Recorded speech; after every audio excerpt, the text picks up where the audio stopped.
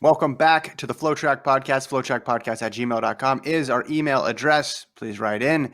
You can find the show on Apple Podcasts, Spotify, Stitcher, and on our website, FloTrack.org/FloTrack Podcasts.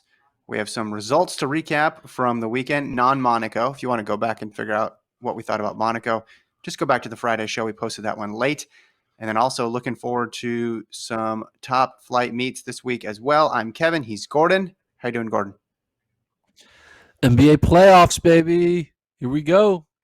It's like March Madness every day in the NBA. I'm excited. Sixers, Celtics. That's all that matters. I'm going to be a week from now. I'm going to be depressed and sleeping in my bed all day because Sixers are going to lose. But it's okay because we're an NBA and track podcast. But enough of the NBA. Back to the track. I'm doing all right. Good weekend. I went kayaking I went kayaking and paddleboard. I was kayaking. Buddies were paddleboarding on Lake Travis. Yo, there is not social distancing on Lake Travis right now because we got on the paddleboards and the kayak, and we went down the river towards like Barton Springs area. And apparently over there, the water's a little bit cooler because it's coming from the springs, and the water is only like 5 feet deep. So it was literally like a giant mass group party of people just standing in the river with their paddle boards, just drinking. So I felt like I was at like a Cancun like party grove or something like that. But it was fun. Wow. Yeah. Did they want the colder water or the warmer water? They want the colder water because it was like 106 degrees. You need that cool down. You need that cool off. I don't know. Aren't you not even? Isn't it kind of toxic? Until like for dogs, I know you're not. Yeah, you're not like drinking it. You're just like standing in it. Okay. You're drinking toxic water, aka beer. So like whatever, it's fine. Exact same thing.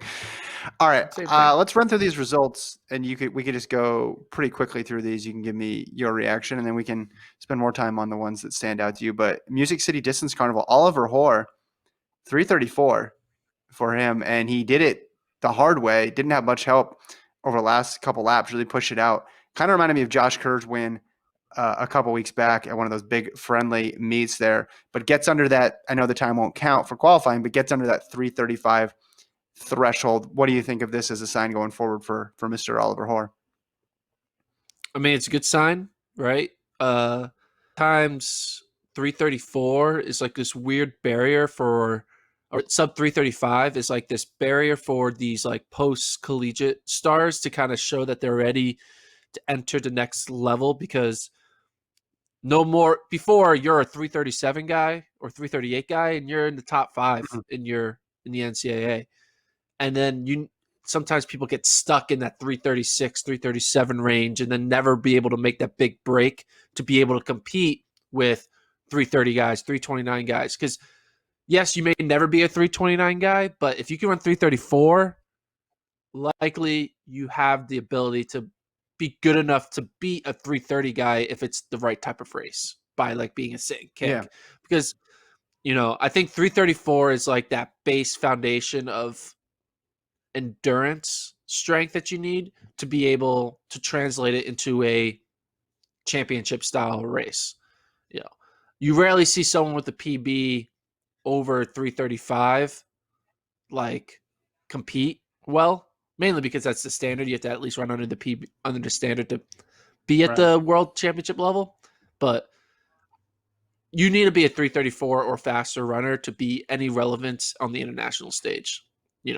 Now obviously we just saw at Monaco, 2 people run 328, some 329s, and it kind of comparatively like, oh, that's a different league. But I do think 334 athletes are in the same league as 328 athletes when it comes to championship racing. You see that with the Craig Engels type. Centro can go an entire year only running like 334 once and then be in the final. So it's a good sign for Oliver Hoare. I mean, it's 22, 23. And seems to not lost a beat. It's kind of wild to think like you're ready to run the indoor mile in March, then your season's taken away from you, and then 8 months later you're running a massive PB. So it's like, good for him to be able to stay focused and not let the depression or like the unnerving of losing your last collegiate season, the stress of finding a sponsor, and even the uncertainty of a different training plan, right? When you're joining a new pro group, so far it's all going together because you walk on the track and you run 3:34, your first time under Dathan, you're like, hey, I guess I made a right decision so far, Chalk it up to the coaching at that point. Guy's a genius. Oh, yeah. I wonder if the 1500 though is going to change at least for the next couple of championships because of how we saw Chariot run. If it's going to be harder for that 322 or 332, 334 type runner to hang around because he's just going to stretch this whole thing out and make it a real race. And I wonder if the price of admission is much higher in for those medal spots. Still could get to finals because tactics still have to play into finals, specifically if you're not in Timothy Chariot's heat. But I just wonder if that might be a thing that changes a little bit in this next couple of years. Yeah, I could see that because I do not see the 2016 version of the Olympic final happening in 2021, right? Like, right. Chariot's aren't going to let that happen. But I do agree, though, but it is tactical through all the rounds. So we're going to get a bunch of 334 guys in that final who are more tactical type races. And then it's going to be like half the field is going to be the 333s, 334 type guys. And then the other half is going to be, we run 329, so it's going to be interesting to see, because if half the field are not like Tim Chariot, they're able to find a way to force Chariot not to be able to pull it away, right? Get in front of them. I know every runner thinks they're the best runner in the race, so they never want to think strategy of how to beat someone. But I mean, we're already previewing the Olympic final here. But if you want to win a medal, you need to find a way to not let Chariot take it out. I mean, you rarely see that type of strategy in racing where you're like keying in on one person and trying to screw up their race because everyone wants to just think about running your own race. That's like always a mantra. Run your own race. Don't worry about the people around you. But in this situation, you got to run Chariot's race. You have to stop him from his race and then run your own race. But, these guys are Olympic caliber athletes. They're not going to think that way. They're going to think, I'm here for a reason. If I just run my best race, I win. So I was surprised after the Doha 1500 how many people we talked to in the mix zone that said, yeah, we were running for silver. They didn't say it before the race, but after the race, they basically admitted, like when he went out there and went out that hard, they knew what he was going to do. And then everybody made that second pack and it got all broken up and weird because when someone makes that big of a move, then everybody scrambles a bit. I'll be interested to track that in the next couple of years. I mean, Jacob Ingebrigtsen has pretty good template for how to deal with it. He let him go in Monaco and then just gradually caught back up. Didn't get him the gold, but it got him really close to beating him. Yeah. I mean, I think about that Monaco race. What do you think would happen if Chariot didn't go out in 52 seconds? If he went out in 54, maybe we would have had 2 world records. Maybe. Yeah. Okay, women's 15 from the Music City Distance Carnival. A couple PRs up front from Team Boss. Cory McGee, 403.64. And Emma Coburn, 403.82. Right down to the wire there. I think since we're previewing meets that are going to happen next year, let's just go ahead and talk about the Olympic trials next year. I think you're not necessarily going to have to run under 4 for the women in that final, but you're going to have to be in sub 4 shape, I think, to make the women's Olympic team in the 1500. Agree? Disagree? Disagree. I don't think you need to be sub 4 shape to get third. Sorry, I'm being contrarian on your hot take, but no, it's fine. I think I just think that the 2 up front are going to pull people there, and there's enough depth of people. There's enough depth of people coming into the year at like the 2 403 range that one of them is going to break through. No, you can be contrarian. That's fine. Yeah. Well, do That's we the whole also fun think of the show. that? I mean, I talk about this on pod, like trying to predict the end of great athletes, right? When is Allison Felix's last year of relevancy? When is Shannon going to be done about Jenny? Because they made every team, right?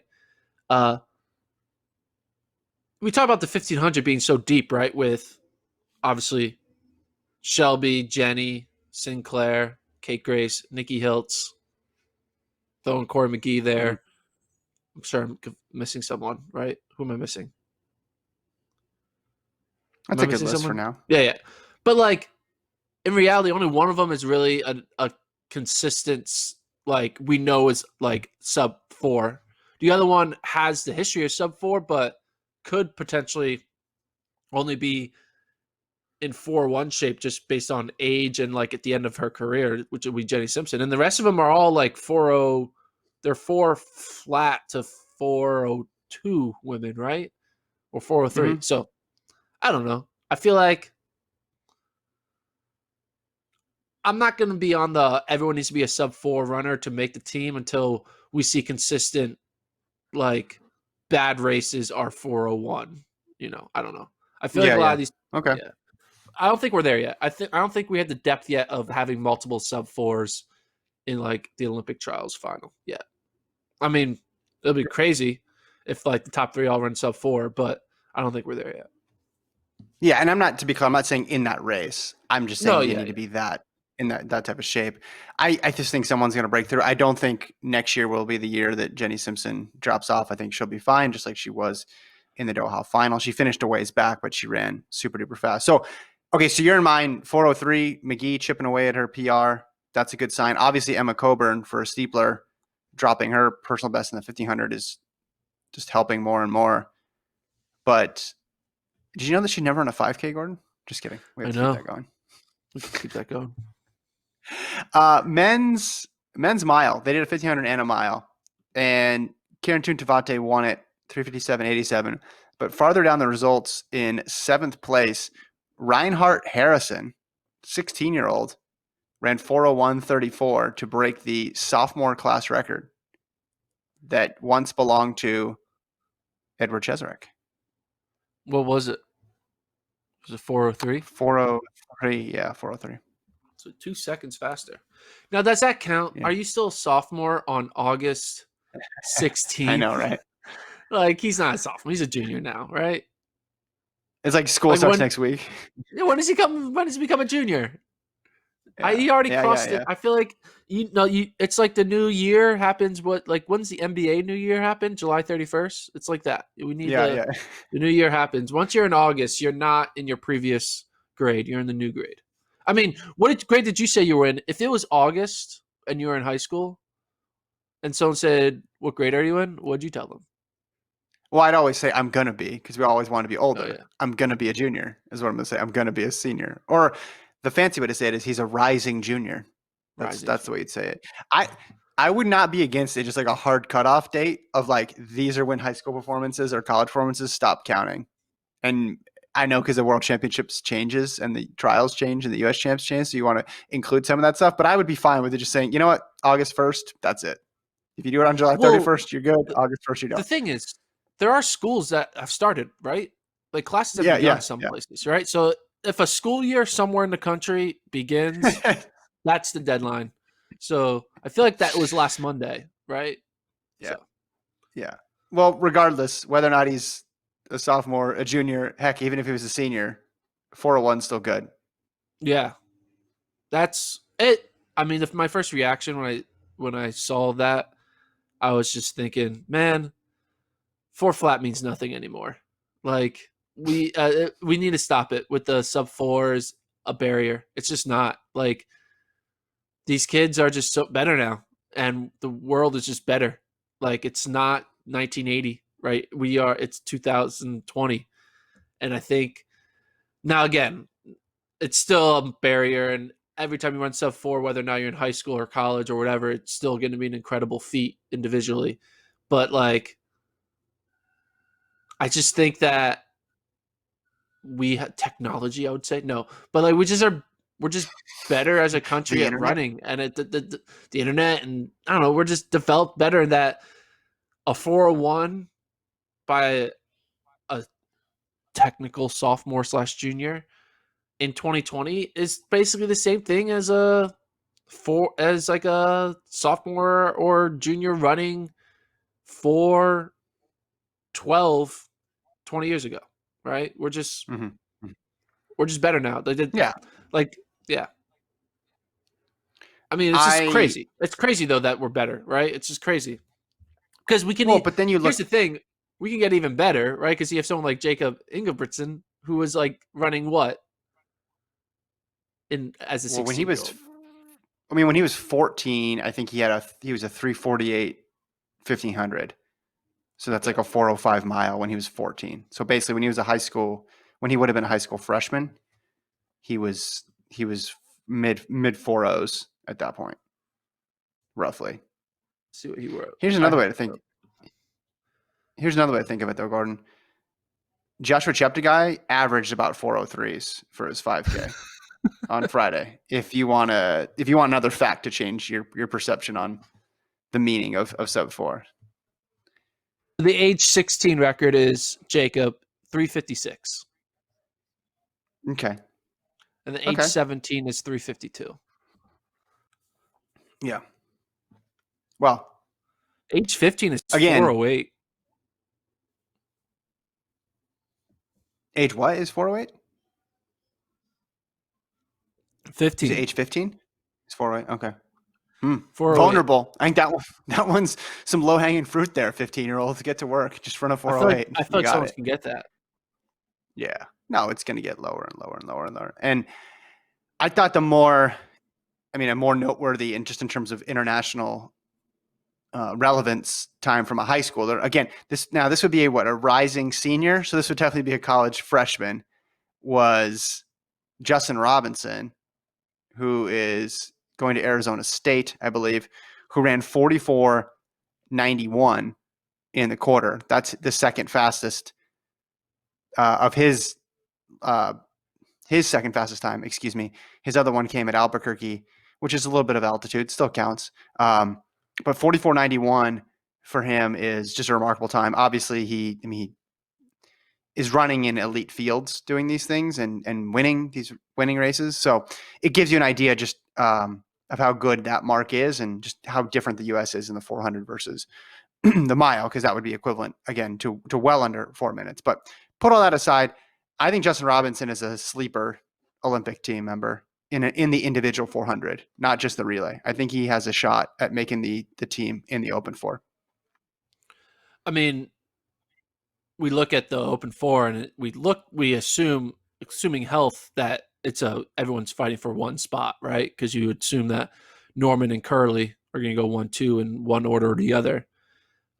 And I think, that third spot's just going to be whoever's hot on that day. There's just a lot of guys, though, right? There's a lot of bodies, right? You have Robinson, you have the North Carolina AT&T grad guys, you have Kamari, Montgomery, you just have a lot. You have Cherry, you have Vernon Norwood, Strother. Will London, you have a lot of people there. Yeah. But it always seems like there's at least one crazy. It always seems like there's one person, one surprise in the 400, and I think he could be it. 40. He's still. I mean, he can be it, but he's still far away. I mean, again, he's beating his competition now, but like, okay, I'm not trying to throw cold water or a wet blanket on like what he just did, because what he did is really good and it's impressive. I just feel like the U.S. 400 meter death is so hard that it would be hard for him to. He would need to be like running 43 seconds in 2020. I mean 2021. Right. Sorry. I don't think he'll need to run 40. You don't think you need to run 43? To get on the team? No. I think a 44. Now, are we talking about on the day? Are we doing the same thing that we did with the women's 1500? Are we talking about that type of shape, or are we talking about on the day? Because I think in the 400, it's pretty much the same thing, right? There's not going to be a tactical 400. So I think on the day. I think 40. Third place will run 43 high. No. I don't think so. I think he'd be fine with like a 44.3. What? I don't think you don't. I don't think you do. You realize how rare sub 44s are in the Are they in right? those sort of settings? Yeah, yeah. I mean, Well, what did if they he run last year? look it up, look it up. I'll keep talking. You can look it up. In Des Moines, Fred Curley 1, Michael Norman 2. I think if he's going into the meet, if he's got a PB of 44.5, which I think he could get that by the time the trials roll around, I think he'd be fine. So just knocking off 4/10 until then. I mean, this is not necessarily the year to make bold pronouncements about, but I thought this before this when I was looking at some of his 4x4 splits and what he had done during his junior year and beating obviously Michael Cherry in this race. It's not a bad thing. Doesn't necessarily mean he's a lock to beat him for forever because it is such a weird year, but he's racking up wins. He's got another mark now under 45 seconds. I think it looks good for him. Did you find it? No. Ugh, this is Gordon's first time on Google. Someone's Googling it right now and figuring it out. It Well, was I thought I Nathan. had it. I went to World Athletics, but then you couldn't click on it. It just showed Fred Curley's time. Fred Curley ran 43.6. I'll get it And for you because Nathan Strother got the third spot. I can tell you right now, 44.29 Nathan Strother last year to get the third spot. So something like that. Maybe it'll be a little faster. Maybe a little faster, but I don't think you need to be sub 44. okay, yeah. And then 2017, the winning time was 44.03. 2016, the winning time was That one might have been a 43.9. 40. Yeah. Yeah. So last year though there was two 43s, right? Going 1-2. Correct. Yeah, that was a Yeah. weird So year. That was a fast year. yeah. If he's in here, will you agree with this? If he's in 44.5 shape going into the meet, you got to think he has a chance, at least, right? Yeah. Yeah, I guess so. Man, do you remember the year when, was it 2017, when Will London got 7th at NCAA's and then came back and made the team? Yeah. That was insane to go 7th at USA's and then, or 7th at NCAA's, and then you make the world championship team. Just incredible turn of events there. And then the Looking confidence at is like, I always knew. And it's like, no, well, you didn't always know. I mean, you were the 7th best in college, and then you had a good run. I mean, just the confidence level of every elite athlete is just very different from the regular human being, right? They he was believe, in lane 8, I mean, wasn't he? that's what you maybe he was. That's what you need, He was that wild. crazy confidence in order to be an elite athlete. Yeah. I admire it. I do not have it in my own life. Were there any other results you wanted to talk about from the weekend or any other leftover Monaco thoughts that you had? Not really. I mean, was there any other meets besides those two, the ATL and the Music City? There wasn't any other meets, were there? Uh, those are the only ones I saw. Um, there was, let's see, I'm looking at Race Results Weekly because I just got the email right now. Shout out to David Monty. There were some time trials in Wellesley, Mass. Eleanor Purrier ran. Well, this is from last Tuesday, but I don't think we ever talked about it. Purrier ran 4 flat. That was the name you were thinking of in the 1500 that we Yes, were missing. that's me. There we go.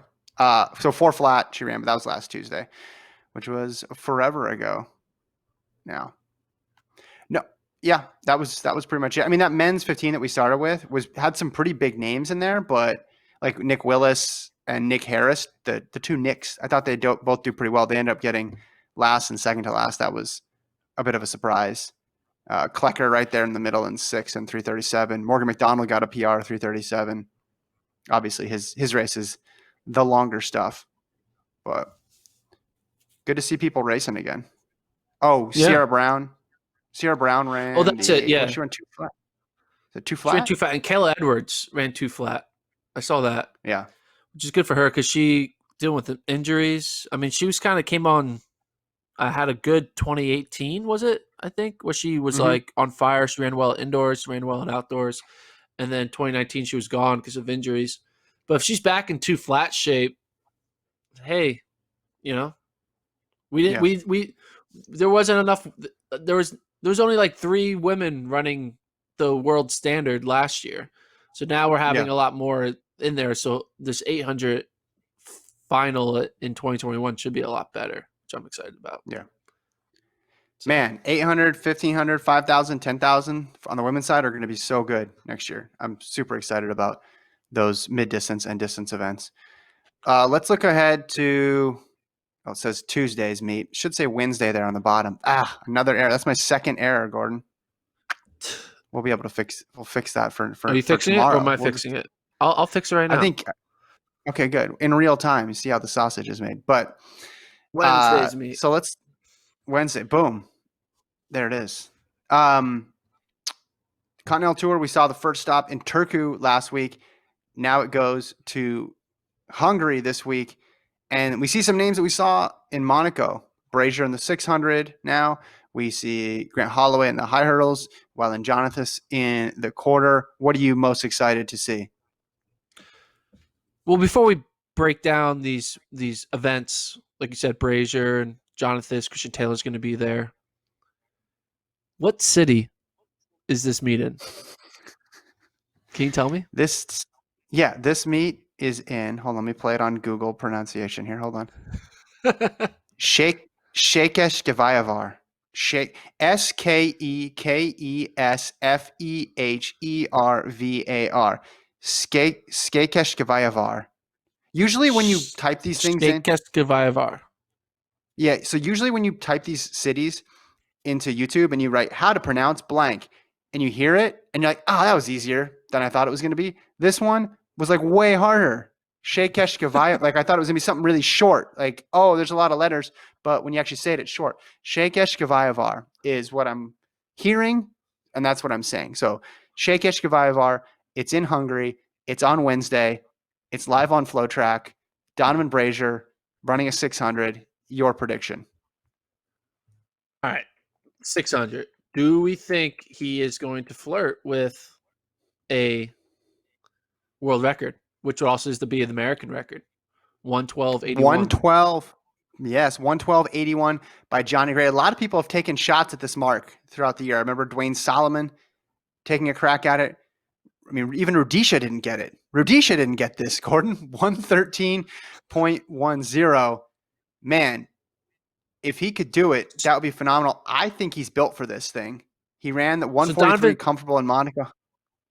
I'll say he's run 113.77 indoors, Donavan, which is the world indoor record. I think he's going to do it. I think he's going to break this record. I think we're going to see 600-meter history on Wednesday in Shekeshkevayavar. What is 112.81 pace, like 400-meter pace? What is that? Well, take 72, divide it by 3, I'm doing it right and then now. multiply by 3, and then multiply by 4, which would really multiply by 2. Multiply by 2. You should know this. Well, no, that would get you divided by 3. Yeah, well, per 100, and then you multiply by 4. You multiply by 2. 48.5. It's 48.5 pace. So can he go through it 48? Do that, and then hold it for 200 meters more. So you're basically asking him. So he's used to. So in Monaco, he went out in about 50 point. Now that was a little slow. He's definitely gone out faster than that. So he'd have to go out second and a half faster than he's used to going, and then hold that for another 200. It's going to be close. I think he can do it. I think it's been a big year for Brazier. I think he got that Monaco race under his belt. He got the win. Now he's used to the time zones. He's accustomed to Europe. I think we're going to see him do it. I mean, I think he's going to go out in like 47. Like, I think he'll go out in like 47 mid and then just hold on and see what happens. I mean, this guy can probably run a 44-second 400, right? He's not lacking for confidence in his 400 ability. If anybody listened to the podcast when he was on, he is very confident about his 400-meter speed. Now is a chance for him to show that 400-meter speed in this race. I wonder how the pacing is going to be. You just got to get somebody to get out there and put their foot on the gas pedal because, try to tow him through in 48 and then get out of the way. I hope they have a good 400-meter runner, capable 400-meter runner to do that for him, because I really think he's the perfect guy for this record.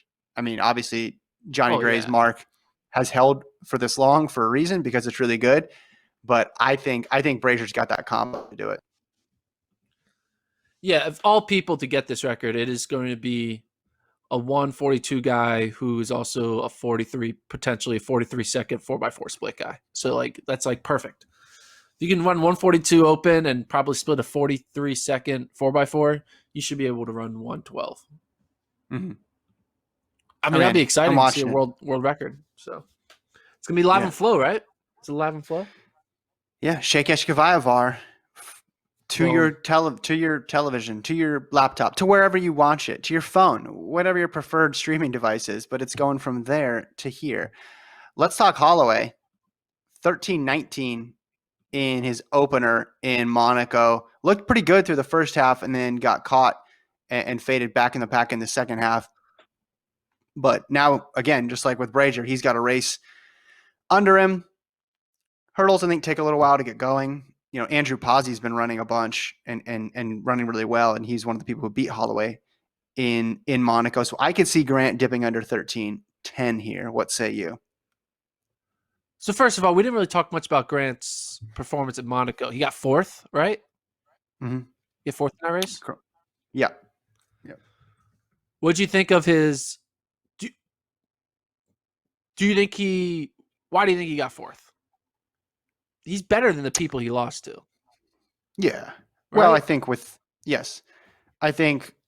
Ortega, who won the race, is legit. Obviously, that's a sub 13-second guy. So you could see him losing to him just in any old race, just because that's how good Ortega is. Pazzi's been running a bunch. We saw him run a couple of days earlier in Turku, so that doesn't entirely surprise me. I just think a little bit of rust. That's all I think.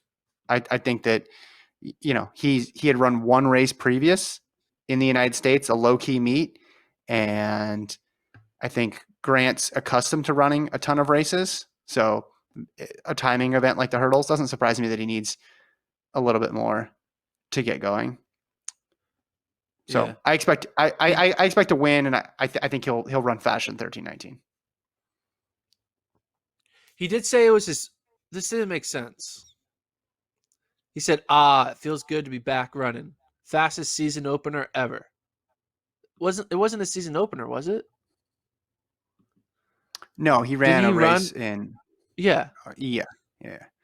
He ran well, it's... Oh, no. Yeah. So on July... He ran two races, actually. So according to Tila Stapaya, on July 25th in Claremont, he ran a 13:35 and then a 13:47.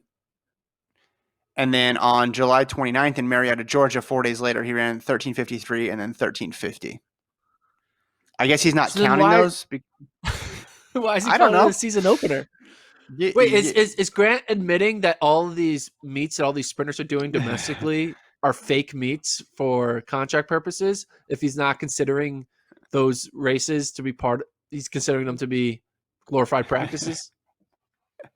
Well, he ran. He's just exposed it. It's not like he's running 15 seconds going over the hurdles. It's funny though, because last year he opened at the Florida Relays, and then he ran a meet in Gainesville at the end of April, and then he ran the 13:07 at SECs. It would have been funny at SECs. He's like, 13:07, fastest season opener ever. Yeah, right. You've raced a bunch, man. Yeah, I don't know. Also, a season opener when it happens in August 17th is not the same thing as a season opener when it happens in May 17th. I don't know. I think he'll be fine. It just looked like a rhythm thing to me. Someone did respond to his tweet. You raced 2 weeks ago, and he wrote, "If running by myself counts, I apologize." Oh, so he says because he's running by himself, it doesn't count. Was he running by himself? Didn't he have competition? I thought Devin Allen ran one of those races with him. Did I make that up? Was that something in my head? He's just calling out he's calling out who he raced as by himself. Ooh. Well, who did he I don't know. Let me in his race? Let me see. I can't find results from this meet. It's so hard to find results from these random small meets. You need like a degree in investigative reporting or something to get to the bottom of all this. Yeah, I think he'll be fine. What's that? Yeah. Hiddenresults.com. The other one, Wildland Jonathas in the 400. Raven Rogers is running that as well. So Raven Rogers goes from the 1,000 that she ran in Monaco now down to a 400. Jonathas sticking with her bread and butter. She was runner-up to Lena Irby in Monaco. Wondering how I can see Raven how she does for second act. Really? Yeah, Raven, she split 49 seconds in 4x4s at Oregon. I think that, and Wadeland just ran 51. I can see Wadeland, Raven, they sound the same. Is it Wadlin or Wadeland? I've said Waddle Jonathas. I apologize if I've been saying it incorrectly, but I think Raven's going to win that race. I think she runs like 50 flat low and wins it. Okay. Should mention in those high hurdles, Ortega is there along with Pascal Martin-Lagarde.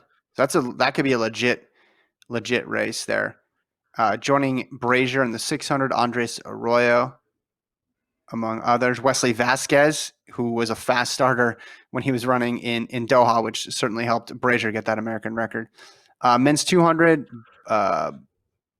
Burke is in there. Adam Jamili, Christophe Lemaitre, Simbine as well. Triple jump should be good if all these guys show up. Christian Taylor.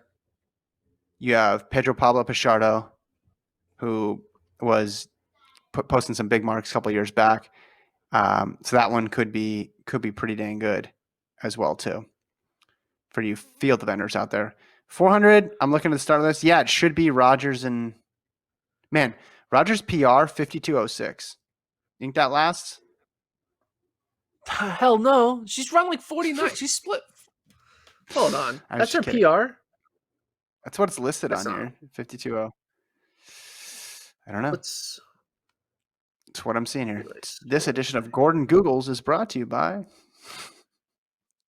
Yeah, she split 49.77 in 2017. There's no relay split in the Olympics, so. Oh, and here's another split that she has 49.77. But it's 52:06. Is that there actually? I wonder if she ran that. I wonder if she ran a bunch of indoor 400s too. Oh yeah, 52:06. Eugene, May 4th, 2018. Yeah. Pretty crazy. Crazy. I'll should get a PR. All right. So that's Wednesday. So here's the thing. Double checking me. It's a Monday podcast, right? Everyone loves Monday podcasts. Mm-hmm. What are we going to talk about tomorrow? If we're previewing the meet from a Wednesday on a Monday, what are we doing on Tuesday? Tomorrow we're previewing Lincoln's return because Lincoln is coming back Wednesday. Ooh. So we're going to break down our 10 favorite moments when Lincoln was gone. So why is Lincoln not coming back today? Why is he coming back on a Wednesday as opposed to on a Monday? Because I said, hey, Continental Tour is Wednesday. Can you make it? And he said, hey, if it's in sketch of, I forgot how to say it again. It sounds like Sheshwashian. It is. Shekesh Veher. He's ready. He's ready to go. He wants to see Brazier. He wants to see Grant Holloway. He wants to see that women's 400. That's why he's coming back. I don't know. We could talk about cross country more tomorrow. Do you want to do that? Do you want to do our things that we're going to be sad we're missing? Yeah. Did you see the report? Dave Smith did a little mini press conference. Dave Smith, Oklahoma State head coach, who was supposed to host the NCAA championships. He said that we're going to still have a meet on November 21st in Stillwater, and if you want to come, you can come. But we're racing on that day. So I think he's going to try to put together a little exhibition. So it'll be kind of interesting. We should get Dave on the pod. Talk about. Well, he went on the Ryan and Alex pod. I don't know. If he's going to do both pods. That's a lot. He needs a lot of media requests. Ours is Ryan and Alex stealing all the best guests from us. It's not cool, Ryan and Alex. You guys left FloTrack years ago. Come on, why you got to come back? I'm just kidding. Everyone loves Ryan and Alex. I love Ryan and Alex. They're like the same person. The first name Ryan, last name Alex, middle name and. So actually, it's not and. It's the ampersand logo. Yeah, that's what it is. Yeah. Ryan and Alex. All right, we'll leave it there. There you go. FloTrackPodcast@gmail.com. Tune in tomorrow to find out what we talk about. Is it Lincoln? Is it cross country? Is it more about Continental Tour? Thanks to Alon for producing. We'll talk to you then.